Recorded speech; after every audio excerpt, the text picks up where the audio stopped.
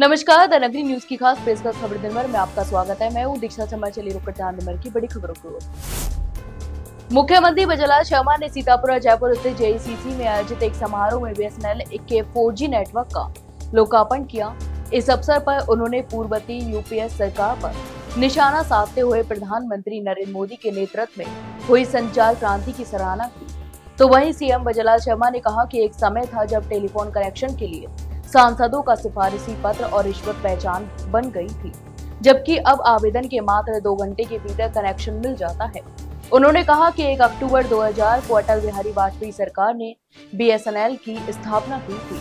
तो वहीं सीएम ने आरोप लगाया कि यूपीए सरकार ने लाखों करोड़ों के घोटाले करके बीएसएनएल को भारी नुकसान पहुंचाया और पारदर्शिता की धज्जियां भी उड़ाई। उन्होंने कहा कि वाजपेयी सरकार ने स्वदेशी टेलीकॉम को आंदोलन बनाया और कनेक्टिविटी और क्वालिटी को अपनाया था। अंता विधानसभा से भाजपा के पूर्व विधायक कंवरलाल मीणा इन दिनों जेल में बंद है। उन्हें एक पुराने मामले में 3 साल की सजा हो चुकी है। अब खबर सामने आ रही है कि राजस्थान की भाजपा सरकार उनकी सजा माफ करवाने के लिए राज्यपाल को प्रस्ताव भेज सकती है। इस संभावित कदम को लेकर प्रदेश की राजनीति में घमासान भी मच गया है। तो वहीं राजस्थान में नेता प्रतिपक्ष टीकाराम जूली ने इस पूरे मामले को लेकर भाजपा पर कड़ा हमला बोला है। जूली ने सोशल मीडिया प्लेटफॉर्म एक्स पर लिखा कि ऐसा जानकारी में आया है कि राजस्थान की भाजपा सरकार पूर्व विधायक कंवरलाल मीणा की सजा माफ करने की कार्रवाई करते हुए गृह विभाग से राज्यपाल के पास प्रस्ताव भेज रही है। तो वहीं कंवरलाल मीणा के ऊपर कुल 27 केस दर्ज हैं। ऐसे व्यक्ति की सजा माफ कर भाजपा क्या संदेश देना चाहती है? क्या यही प्रधानमंत्री नरेंद्र मोदी का स्वच्छ राजनीति का संदेश है? झालावाड़ के पीपलोदी स्कूल हादसे में जान गंवाने वाले बच्चों के पीड़ित परिवारों को न्याय और पर्याप्त मुआवजा दिलाने की मांग को लेकर पिछले 15 दिनों से अनशन पर बैठे सामाजिक कार्यकर्ता नरेश मीणा ने आखिरकार शुक्रवार को अपना मौन व्रत तोड़ दिया। इस दौरान नरेश मीणा को प्रदेश भर के युवाओं और सामाजिक संगठनों का व्यापक समर्थन भी मिला, जिसने राज्य की राजनीति में एक नई हलचल पैदा कर दी। तो वहीं बात करें तो नरेश मीणा ने जयपुर के एसएमएस हॉस्पिटल से निकलकर सीधे शहीद स्मारक का रुख किया, जहां उनके समर्थक भारी संख्या में एकजुट हुए थे। इससे ठीक पहले गुरुवार देर रात नरेश मीणा के समर्थकों ने जयपुर की सड़कों पर एक मशाल जुलूस भी निकाला था। नसीराबाद सदर पुलिस थाना ने रात्रि में रैकी ट्यूबवेल की मोटर और केबल चोरी करने के एक गंभीर मामले में 2 शातिर आरोपियों को गिरफ्तार करने में सफलता हासिल की है। यह घटना नसीराबाद सदर पुलिस थाना क्षेत्र के अंतर्गत झड़बासा से भाटियाड़ी जाने वाले रास्ते पर स्थित एक खेत में हुई थी।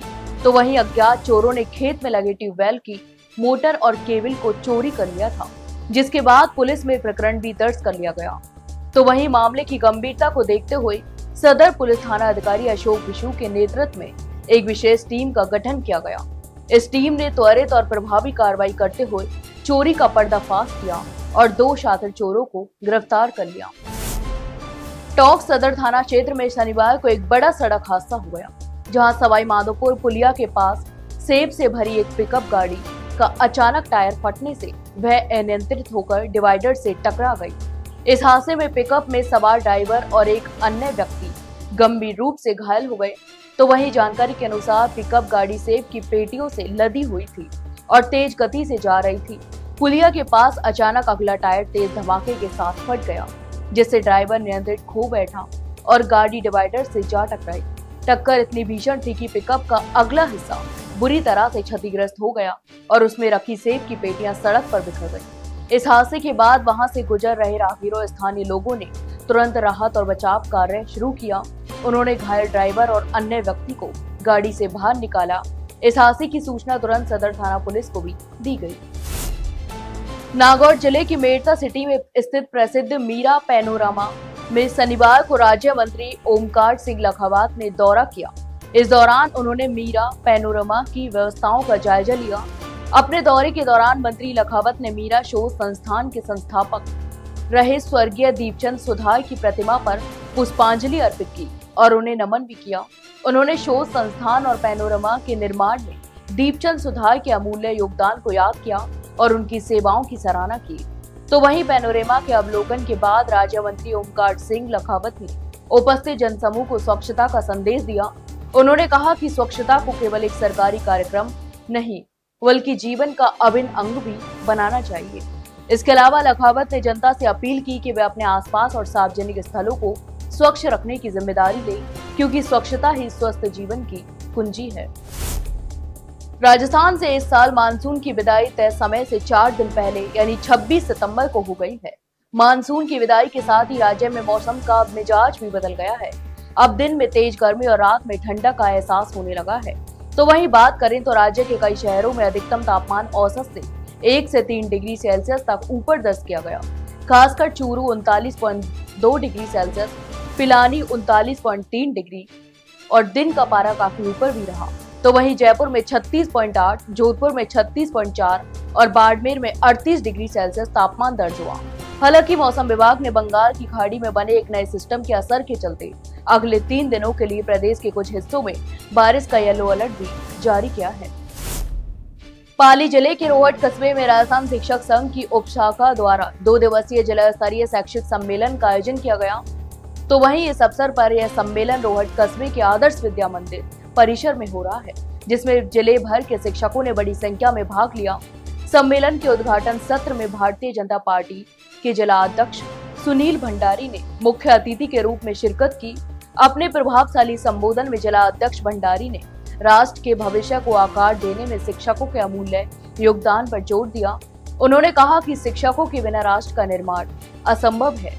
उन्होंने शिक्षकों से आह्वान किया कि वे देश को प्रगति के पथ पर ले जाने में अपनी भूमिका को पूरी तरह से निभाएं। कुचामन सिटी में महान क्रांतिकारी अमर शहीद भगत सिंह की जयंती के अवसर पर शनिवार को देशभक्ति का अद्भुत नजारा देखने को मिला। तो वहीं भगत सिंह यूथ ब्रिगेड के नेतृत्व में लाल बहादुर शास्त्री स्कूल के छात्र छात्राओं ने शहीद भगत सिंह की स्मृति में एक विशाल तिरंगा यात्रा का आयोजन किया। यह तिरंगा यात्रा वीर तेजाजी सर्कल से शुरू होकर शहीद भगत सिंह सर्कल तक 1.5 किलोमीटर लंबी थी।